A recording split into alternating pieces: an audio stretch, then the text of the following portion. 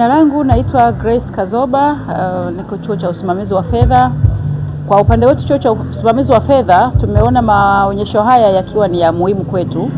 Sisi wadau wetu ni kuanzia wanafunzi wale wanaokuwa wamemaliza kidato cha 4 mpaka wanaokuwa wamemaliza kidato cha 6, na pia wanafunzi wa masters, na hata tumepata wateja wanaouliza habari za PhD ambao wameshasikia tunakaribia kuianzisha, lakini pia wateja wa short course. Wateja wote hao sisi kama chuo cha usimamizi wa fedha, kulingana na uwepo wetu kwenye sekta hii kwa muda mrefu sana, tumewapata karibu wote wa aina zote. Na katika data tulizonazo katika wanafunzi waliojiunga na chuo cha usimamizi wa fedha, tulifanya survey ya wanafunzi karibu 2000. Kati ya mikoa inayoleta wanafunzi wengi, mmoja wapo ni mkoa wa Tanga. Na tumewaona hapa wanafunzi wengi wa level wakija wakiuliza maswali mengi ya msingi, na wanafunzi wa sekondari na wa level za chini.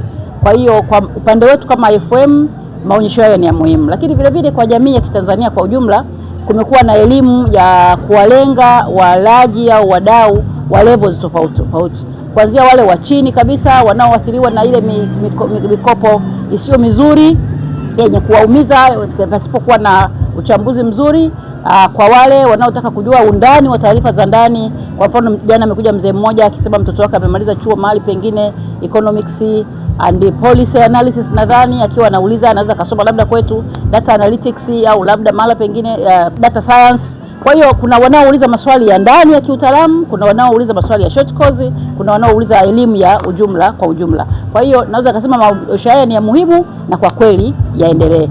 Na sisi kama chuo cha usimamizi wa fedha, kama nilivyosema na kama tunavyofahamu, kwa kweli tumekuwepo kwenye sekta hii kwa muda mrefu, na tunayo kwa mfano ile program yetu ambayo tunashirikiana na BOT ya Certified Financial Educator, ambako tumeshafanya nyingi na tumeshawafikia watu wengi zaidi, ambao kwa sasa tunawafundisha kuanzia wa level ya wasio na elimu kabisa ya fedha na hata wenye elimu kwa kiasi fulani, kwa kwenda ndani, kwa mfano kwa kuonyesha habari za kupanga matumizi ya fedha, kuwekeza biashara, kibiashara, usimamizi wa mikopo, kulinda mali, kuweka akiba, kuongeza kipato, usimamizi wa madeni, mipangilio mizuri ya fedha.